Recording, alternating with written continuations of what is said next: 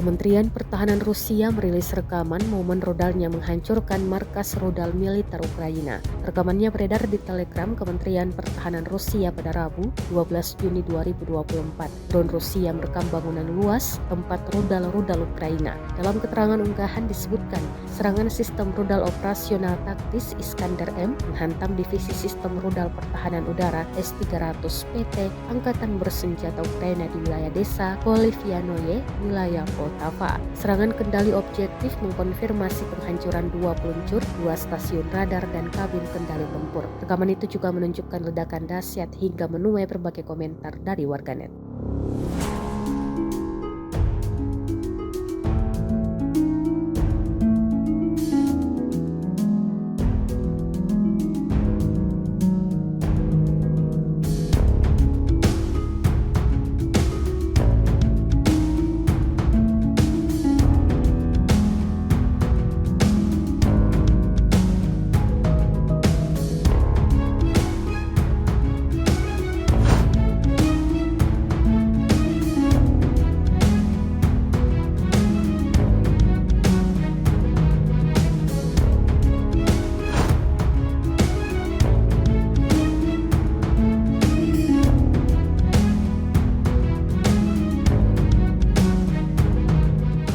Download Tribun X sekarang, menghadirkan lokal menjadi Indonesia.